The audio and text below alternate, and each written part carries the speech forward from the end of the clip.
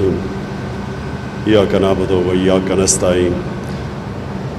سب سے پہلے جی مجھے پتہ ہے ٹی وی پہ جو لوگ دیکھ رہے ہیں، میں سب کو تاکید کروں گا یہ ماسک پہننے کے لیے۔ آپ کو اگر موقع ملا ہے، جو سین ہندوستان میں آج کل دلی میں اور ان کے بڑے شہروں میں ہسپتالوں کا جو حال ہے، آکسیجن نہیں مل رہی،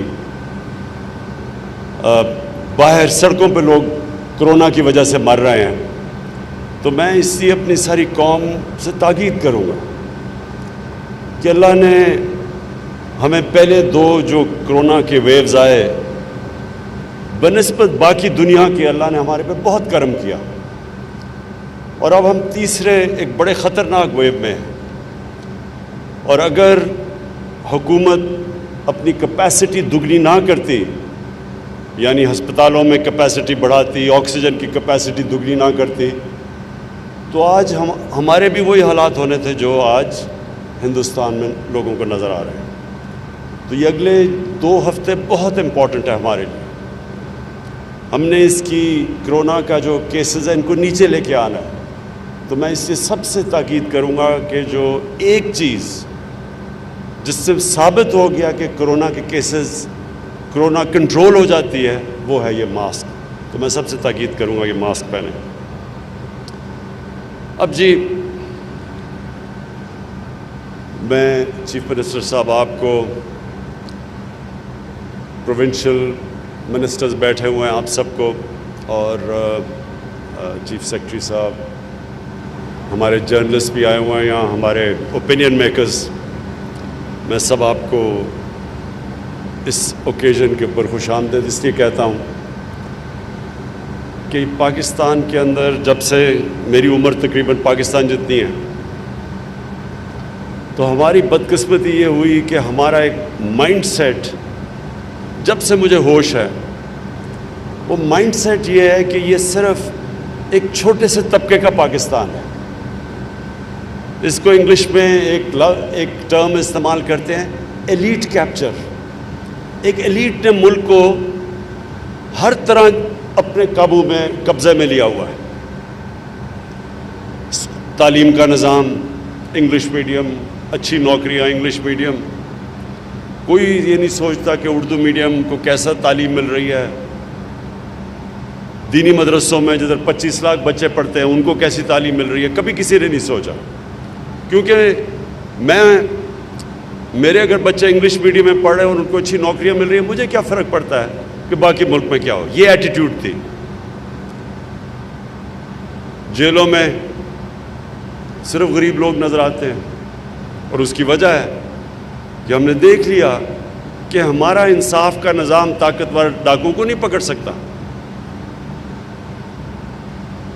اور جو جیلوں میں جاتے ہیں وہ صرف غریب لوگ جاتے ہیں جن کے پاس پیسہ نہیں ہے بڑے بڑے مہنگے وکیل کرنے کے لیے۔ اور پھر ہسپتال، سرکاری ہسپتالوں میں ہم نے اپنی زندگی میں دیکھا کہ سرکاری ہسپتال ہمارے جو انگریز چھوڑ کے گیا تھا، بہترین علاج ہوتا تھا۔ میری بہنیں سارے میو ہاسپٹل میں پیدا ہوئے تھے، لیکن آہستہ آہستہ امیروں کے لیے پرائیویٹ ہاسپٹلز بن گئے، صرف غریب گورنمنٹ ہاسپٹلز میں جاتے تھے، اور جو سپر رچ تھے وہ باہر اپنا علاج کرواتے تھے۔ تو یہ جو ایک سسٹم بن گیا ہمارا، جس میں یہ سوچ ہی نہیں تھی کہ ایک عام آدمی کس طرح اپنی زندگی گزارتا ہے، اور اسی میں یہ ہاؤسنگ آ گئی۔ ہم نے اپنی آہستہ آہستہ لاہور کو دیکھا کچی وادیاں بنتے ہوئے۔ یہ لاہور، اس کا پانی، عام نلکے کا پانی، میٹھا پانی سب پیتے تھے، اس میں صاف سٹی آف گارڈن سمجھا جاتا تھا، پولوشن نہیں ہوتی تھی لاہور میں۔ تو آہستہ آہستہ لاہور کو ہم نے دیکھا پھیلتا گیا، ان پلانڈ سیٹلمنٹ، امیروں کے علاقے ہو گئے، ڈیفنس، اچھی لوکیشنز، بیریا ڈیفنس کسی نے نہیں سوچا کہ عام آدمی جو تنخواہ دار ہے، جو زمینوں کی قیمتیں یہاں پہنچ گئیں، اس نے کیسے گھر بنانا تھا؟ تو وہ کیا کرتا؟ کچی آبادیاں بننی شروع ہو گئی۔ آج آپ یہ سوچیں کہ آدھا کراچی کچی آبادیاں ہیں۔ کچی آبادی کا مطلب نہ سیوریج سسٹم، نہ بجلی، نہ لیگل کوئی کنیکشنز۔ وہ رشوت دیتے ہیں ان لوگوں کو جو بجلی کا محکمہ ہوا، گیس کا، تب ان کو کنیکشن ملتا ہے، اور وہ بڑے پیسے دیتے ہیں۔ غریب لوگ ہیں، گندگی میں رہتے ہیں، بچوں کو بیماریاں ہو رہی ہیں، پیٹ کی گند کے اندر ہے، سارا اوپن سیوریج ہے۔ کبھی کسی نے نہیں سوچا کہ یہ لوگ کیسے رہ سکتے ہیں؟ انہوں نے بھی روزی کمانے کے لیے شہروں میں آنا ہے، تو کدھر رہیں گے؟ گئی ساتھ ساتھ پھر قبضہ گروپ آتے گئے۔ قبضہ گروپوں نے کیوں آیا؟ کیونکہ زمینوں کے کیس ہی نہیں حل ہوتے، عدالتوں میں 50 سال چل رہے ہیں، وہ قبضہ گروپ آ گئے، ان کے ساتھ پورا ایک ٹروئکا بن گیا، ساتھ مل گیا جج، ساتھ مل گیا پولیس، ساتھ مل گیا قبضہ گروپ۔ اور کن کی زمینوں پہ قبضہ کر رہے تھے؟ کمزور لوگوں پہ یا حکومت کی زمینوں پہ۔ تو یہ جو ہمارا آئیڈیا نیا پاکستان ہاؤسنگ ہے، اس کی سوچ ساری یہ ہے کہ امیر آدمی تو پھر ان کی تو فکر نہیں ہے، ان کے پاس تو پیسے ہیں، وہ تو بڑے بڑی ڈیفنس یا بیریا میں جا سکتے ہیں، لیکن عام آدمی، تنخواہ دار طبقہ، گورنمنٹ سرونٹس، مکینک، ویلڈر، کسان چھوٹے، ان کے لیے یہ ملک کیا کر رہا ہے؟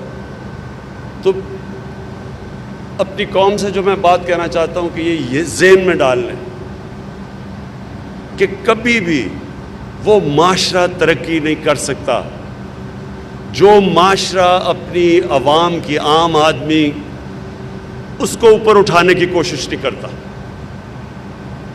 کوئی دنیا میں معاشرہ جس میں ایک چھوٹا سا امیروں کا جزیرہ ہو اور نیچے سمندر ہو غریبوں کا، آج تک وہ معاشرہ اوپر نہیں گیا۔ جو میں بار بار مدینہ کی ریاست کی بات کرتا ہوں کیونکہ ہم ایک اسلام کے نام پہ ملک بنا تھا، ہماری آبجیکٹو ریزولوشن میں تھا کہ پاکستان کا آبجیکٹو ہے اسلامی فلاحی ریاست۔ وہ کس کے اوپر بیس ہوئی تھی؟ وہ مدینہ کے اوپر ہوئی تھی۔ مدینہ میں کیا ہوا تھا؟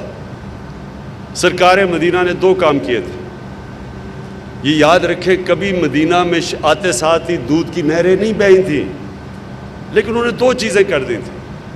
سب سے پہلے انہوں نے قانون کی بالادستی قائم کی تھی کہ صرف غریب لوگ ہی نہیں جیل میں جائیں گے، طاقتور کو قانون کے نیچے لے کے آئے تھے۔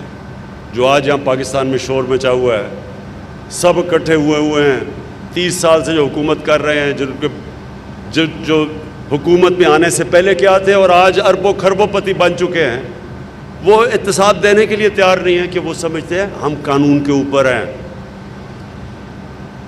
وہ اپنے آپ کو عام لوگوں کی طرح، یہ قانون تو عام لوگوں کے لیے ہوتا ہے، طاقتور کے لیے قانون نہیں ہے پاکستان میں۔ اس لیے ساری یونین بنی ہوئی ہے پی ڈی ایم کے نام سے کہ جی ہمیں این آر او دے دو، باقی عام لوگوں کے لیے تم نے جیل ڈالنے تو بشک ڈال دو۔ سرکار مدینہ نے سب سے پہلی چیز اسٹیبلش کی تھی قانون کی بالادستی۔ میری بیٹی بھی اگر چوری کرے گی سزا ملے گی۔ تمہارے سے پہلے بڑی قومیں تباہ ہوئی جدھر طاقتور کے لیے ایک قانون اور کمزور کے لیے دوسرا۔ یہ ہمارے لیے ویلڈ ہے آج، تقریباً 1500 سال پہلے یہ بات کی گئی تھی۔ اور دوسری چیز، انہوں نے فلاحی ریاست بنائی تھی، انہوں نے ریاست نے ذمہ داری لے لی اپنے کمزور طبقے کی۔ دنیا کی تاریخ کی پہلی ویلفیئر سٹیٹ بنی تھی، اور یہ ماڈل ہے جو دنیا میں قوم اس ماڈل پہ چلے گی وہ اوپر چلی جائے گی۔ وہ ثابت کیا انہوں نے کہ یہ 2 چیزیں کی انہوں نے، اور بھی اور چیزیں تھیں لیکن یہ 2 مین چیزیں کی کہ دنیا کی تاریخ میں کبھی ایسے نہیں ہوا کہ 625 میں صرف 313 جنگ بدر میں لڑنے والے، اور 11 سال کے بعد 636 میں رومن ایمپائر کولیپس کر جاتا ہے ان کے سامنے یارموک میں، اور 2 سال کے بعد دوسری super power Persian empire collapse کر جاتا ہے قدسیہ میں۔ یہ تاریخ کا حصہ ہے۔ تو قرآن میں ہمیں حکم دیا ہے کہ اس ماڈل پہ چلو، کیونکہ وہ کامیابی کا ماڈل ہے، وہ ایک سکسیس سٹوری ہے۔ دنیا کا عظیم سویلائزیشن سیٹ اپ کیا اس کے اوپر۔ ہماری یہ آج جنگ ہے، یہ 2 چیزیں کرنی ہیں۔ طاقتور کو قانون کے نیچے لے کے آنا ہے، اور کمزور کے لیے یہ ریاست ذمہ داری لینی ہے اوپر اٹھانے کے لیے۔ ہم نے یہ جو لو کاسٹ ہاؤسنگ، اس کا پہلے فیصلہ کیا، 2 سال ہمیں مشکل پڑی، کیونکہ یہ بن ہی نہیں سکتی جب تک بینکس قرضہ نہیں دیتے۔ وہ بینکس اس لیے قرضہ نہیں دیتے تھے کہ قانون نہیں پھنسا ہوا تھا عدالتوں میں 10-15 سالوں سے۔ فور کلوجر لا، فور کلوجر لا کا مطلب یہ کہ جب تک بینک اگر قرضہ، وہ کیسے قرضہ دے گا اگر اسے یہی نہ یقین ہو کہ میرا پیسہ واپس آئے گا۔ اگر وہ مجھے پیسے قسطیں نہیں دیتا تو میں اگر کارروائی نہیں کر سکتا، بینک نہیں قرضے دیں گے۔ لہٰذا ہندوستان جیسے ملک میں 10% مورگیج فائنینسنگ ہے، قرضے دیتے ہیں گھروں کے لیے۔ یورپ کے اندر، امریکہ میں 80% سے اوپر ہے۔ پاکستان میں 0.2% لوگوں کو صرف قرضہ دیا جاتا ہے ہاؤسنگ میں، جو ابھی آپ نے چیف سیکرٹری صاحب آپ نے ابھی جو دکھایا لوگوں کو کہ تقریباً 70% لوگوں کے لیے صرف 1% پیسہ اویلیبل ہے گھروں کے لیے، باقی سارے امیروں کے لیے۔ تو اس کے لیے پہلے ہمیں وہ فورکلوجر لا لڑنا پڑا۔ اللہ کا شکر ہے ہم نے وہ بینکس وہ عدالت سے جیتا کیس۔ اس کے بعد اب بینکس کو لے کے آئے، اب بینکس کو ٹریننگ دلوا رہے ہیں، بینکس کو کہہ رہے ہیں کہ اپنے سٹاف کو ٹرین کریں، کیونکہ ان کو آئیڈیا ہی نہیں ہے کہ کیسے غریب آدمی کو قرضہ دینا ہے۔ وہ ایک چیلنج ہے، اس میں کئی بینک بہتر کر رہے ہیں باقیوں سے۔ بینک آف پنجاب کو میں خاص طور پہ پھر سے داد دیتا ہوں، انہوں نے پورا زور لگایا ہوا ہے ٹریننگ کرنے کے لیے اپنے سٹاف کو کہ غریب لوگوں کو قرضہ دیا جائے، مزدوروں کو دیا جائے۔ اور اس میں گورنمنٹ آف پنجاب کو میں پھر سے ان کی بھی تعریف کرتا ہوں کہ انہوں نے اب یہ جو زمین ہے 10,000 کی آپ دے رہے ہیں، مرلہ 10,000 کا دے رہے ہیں، اور جبکہ اس کی ویلیو 3, 4, 5, 6 لاکھ جتنا بھی ہے مجھے نہیں پتا۔ تو سبسڈائز زمین، اس کے اوپر سبسڈائز قرضے، فیڈرل گورنمنٹ 3% پہ قرضہ دے رہی ہے، باقی جو اوپر بینک کو جو کاسٹ کرتا ہے وہ گورنمنٹ خود اس کا بوجھ اٹھا رہی ہے۔ پھر ہر گھر کے اوپر 3 لاکھ روپیہ سبسڈی دے رہی ہے۔ اس کا کیوں یہ کر رہی ہے؟ تاکہ جو غریب آدمی جب ایک گھر لے تو اس کو جتنا وہ کرایہ دے رہا ہے آج، اتنا ہی کرایہ وہ قرضوں کی قسطوں پہ چلا جائے اور اپنا گھر بھی اس کے پاس آ جائے۔ اور یہ ہے ایک انشاءاللہ شروعات ایک ریولوشن کی، کیونکہ یہ انشاءاللہ آپ دیکھیں گے انقلاب آ جائے گا۔ اس سے سب سے پہلے تو ایک عام آدمی جو کبھی خواب بھی نہیں دیکھ سکتا تھا کہ اپنا گھر اس کا ہو، اس کو اپنا گھر مل جائے گا۔ اس سے بڑی کوئی نعمت نہیں ہے ایک انسان کی کہ جو اس کی اپنی جو بھی محنت مزدوری مر کھپ کے جب گھر آتا ہے تو اپنا گھر ہے اس کا۔ اور پھر یہ بہت بڑا ایک سیکیورٹی ہوتی ہے لوگوں کے لیے کہ ہمارا گھر ہے۔ ڈر لگا رہتا ہے کہ اگر کرایہ نہیں دے تو ہمیں باہر سڑکوں پہ چلے جائیں گے۔ اور اس سے پھر کچی آبادیاں جو سارے پھیلتی جا رہی ہیں، ہماری آبادی بڑھ رہی ہے، کچی آبادیاں بڑھ رہی ہیں، اور وہ اتنا بڑا پولوشن ہیزرڈ ہے اب ہمارے لیے، کیونکہ ان ٹریٹڈ سیوریج جا رہی ہے گراؤنڈ واٹر کے اندر، پانی کنٹیمنیٹ کر رہا ہے نیچے۔ جیسے جیسے پانی نیچے جاتا ہے سندھ کی طرف، 70% سندھ کا جو گراؤنڈ واٹر ہے اس میں آرسینک ہے، پولوٹڈ ہے۔ تو اگر کچی آبادیاں بنتی جائیں گی اور سیوریج ان ٹریٹڈ جائے گا، آخر تو اس کا نقصان ہوگا، ہمیں ہی ہوگا۔ اس لیے کچی آبادیاں انشاءاللہ ان کے لیے ہمارا ایک اور پلان بنا ہوا ہے. ہم نے جو ماڈل جو ترکی میں استعمال کیا گیا ملیشیا میں, انشاءاللہ اس ماڈل کے ذریعے ہم سارا رینیو کریں گے, کچی آبادیوں کو چینج کریں گے, کیونکہ وہ سارے علاقوں کے اندر جس طرح کراچی آدھا کراچی کچی آبادی ہیں, تو اس کے لیے پورا پلان بنا رہے ہیں کہ کچی آبادیوں کو کنورٹ کریں, انہی لوگوں کو مالکانہ حقوق دیں, انہی لوگوں کو جس طرح یہ گھر دے رہے ہیں سیوریج پانی بجلی سب کچھ دیں, ان کے پاس مالکانہ حقوق آئیں اور وہ علاقہ بھی تبدیل ہو جائے اور گورنمنٹ بھی پیسے بنائے. پھر دوسرا اس کا فائدہ یہ ہے کہ جب ہاؤسنگ شروع ہوتی ہے تو ہاؤسنگ سے 30 انڈسٹریز کنیکٹڈ ہے, تو جیسے ہی ہاؤسنگ آپ گھر بنانے شروع کرتے ہیں تو 30 اور انڈسٹری چلنی شروع ہو جاتی ہے, ساری ملک کی اکانومی اٹھ جاتی ہے. ایک طریقہ ملک کی اکانومی کو اٹھانے کا ہے کہ ملک میں ہاؤسنگ شروع کر دیں, اور انشاءاللہ ہماری یہی سوچ ہے کہ ہم جب اب اپنا روزگار ہم نے لوگوں کے لیے دینا ہے, ہم نے اپنی گروتھ ریٹ بڑھانی ہے, تو سب سے زیادہ ہمارا ایمفیسس اب یہ ہاؤسنگ کے اوپر ہے. ساتھ ساتھ ہم نے کنسٹرکشن انڈسٹری کو پوری طرح انسینٹیوائز کیا ہوا ہے, ان کی ساری رکاوٹیں دور کی ہیں جو ان کے پرابلمس تھے, اور آج مجھے بڑی خوشی ہے کہ پاکستان کی تاریخ کے ریکارڈ ٹوٹ گئے ہیں. سیمنٹ جتنا بک رہا ہے اب, اس کا مطلب کہ کنسٹرکشن شروع ہو گئی ہے پاکستان میں, اور یہ چند مہینے میں اس کے اثرات آنے شروع ہوں گے ساری اکانومی میں, اور خاص طور پہ جو ہمارا ایک بہت بڑا مسئلہ ہے بے روزگاری کا, وہ بھی انشاءاللہ اسی کنسٹرکشن ہاؤسنگ کی وجہ سے انشاءاللہ ہم اوور کم کریں گے. میں FWA کو اور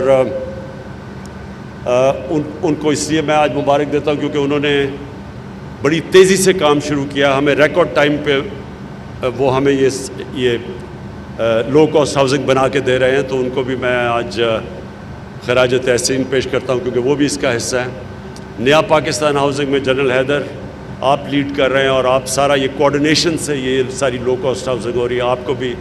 اور آج جو 9 اوکیزن کے اوپر ہمارے بیٹھے ہوئے ہیں, جدھر ساری جگہ اوپننگ ہو رہی ہے, ادھر ہر جگہ کے اوپر یہی پیری اربن ہاؤسنگ کا آج لانچ ہے, تو وہ بھی مجھے بڑی خوشی ہے کہ اس میں ہم بڑے بڑے وہ علاقے کور کر رہے ہیں جدھر کبھی کوئی کانسیپٹ ہی نہیں ہے کہ عام لوگوں کے لیے گھر بنائے جائیں.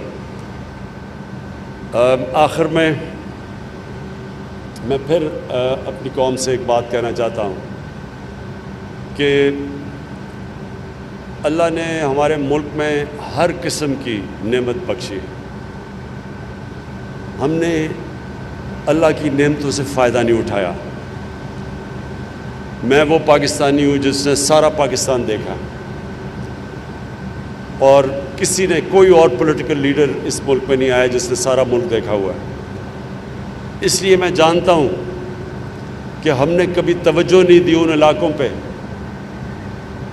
جو اگر ہم علاقے تھوڑے سے بھی ڈیولپ کر لیں تو صرف ٹورزم سے, میں پھر سے کہہ رہا ہوں, ٹورزم صرف ایک ایسا ایریا ہے جس سے ہم سارا اپنا جتنی اس وقت ایکسپورٹس کر رہے ہیں اس سے زیادہ صرف ٹورزم سے یہ ملک پیسہ کما سکتا ہے. کبھی کسی نے توجہ نہیں دی کیونکہ بدقسمتی سے جو یہاں کے لیڈرشپ تھی ان کے ہالیڈیز بھی باہر ہوتے تھے, ان کے لنڈن میں بڑے بڑے گھر ہیں, ان کو دبئی میں پیلسز ہیں, انہوں نے کبھی دیکھا ہی نہیں کہ اس ملک میں اللہ نے کیا کیا دیا. پھر جو ایگریکلچر ہے اس کے اوپر میں نے پوری, پہلے تو اکانومی کو سٹیبلائز کر رہے تھے, اب پورا توجہ ایگریکلچر پہ ہے. یہ میں اب خود لیڈ کر رہا ہوں, میں آپ کو ثابت کر کے دکھاؤں گا کہ پاکستان میں ایگریکلچر کی اتنی بڑی ریولوشن آئے گی. ہمارے پاس وہ چیزیں ہیں, ہم نے کبھی سوچا ہی نہیں ایگریکلچر کے اوپر. 50 سال سے ہم نے ایگریکلچر کے اوپر نہیں سوچا. ہم نے صرف 2 سالوں میں صرف کسان کو ہم نے اس کی پیمنٹ دلوائی. کبھی گنے میں جو بیچارہ کسان محنت کرتا تھا اس کو کبھی پیمنٹ ہی نہیں ملتی تھی گنے کی, صرف ہم نے 2 سال ان کو پیمنٹ دلوائی ہے. آج انشاءاللہ ہماری جو گندم کی ییلڈ ہے وہ ریکارڈ ہے جو اب آ رہی ہے. ابھی تک ساری اسیسمنٹ ہے کہ سارے ریکارڈ ٹوٹ گئے ہیں. ہماری چاول کی ییلڈ ریکارڈ پہ ہے, ہمارا مکئی کی ییلڈ ریکارڈ کے اوپر ہے. حالانکہ پھر سے میں ابھی کہہ رہا ہوں, ابھی ہم نے نئے ٹیکنیکس نہیں لے کے آئے, ہم نے صرف کسانوں کے پاس پیسہ گیا ہے کیونکہ ان کو قیمت ملی ہے اپنی پیداوار کی. 11 ارب روپیہ صرف اس سال کسانوں کے پاس اضافی گیا ہے، کیونکہ ہم نے ان کو صحیح معنی میں ان کو گندم میں بھی قیمت دی ہے اور چاول پہ ملی ہے، ان کو مکئی میں ملی ہے، گنے میں ملی ہے۔ جب انشاءاللہ آپ نئی ٹیکنیکس لے کے آئیں گے تو ایگریکلچر سے انشاءاللہ پاکستان کو اٹھا دیں گے۔ اور اس کے علاوہ اب جو ہمارا جو آگے پلان ہے وہ انڈسٹریز جن کو نگلیکٹ کیا، آئی ٹی، اس بار یہ آئی ٹی ایکسپورٹس ریکارڈ ہوئی ہیں پاکستان کی تاریخ، اور ہماری جو ایکسپورٹس ہیں اب، کیونکہ ہم نے انڈسٹری کو اس وقت ان کی مدد کی ہے پوری طرح، ان کو ایکسپورٹ انڈسٹری کو 11 سال کے بعد سب سے زیادہ ایکسپورٹس ہے پاکستان میں۔ انشاءاللہ آنے والے دنوں میں آپ دیکھیں گے کہ جو ہم محنت کر رہے تھے، جو گراؤنڈ ورک کر رہے تھے، اب اس کی آپ کے سامنے اس کا پھل آپ کو نظر آئے گا نکلتا ہوا۔ میں پھر سے پنجاب آپ کو اس کے لیے بڑی مبارک دیتا ہوں، آپ کو خراج تحسین پیش کرتا ہوں۔ اور دوسری چیز جو میں پھر بھولنا چاہوں، جو آپ نے کسان کارڈ نکالا ہے، یہ انشاءاللہ کسانوں کے لیے انقلاب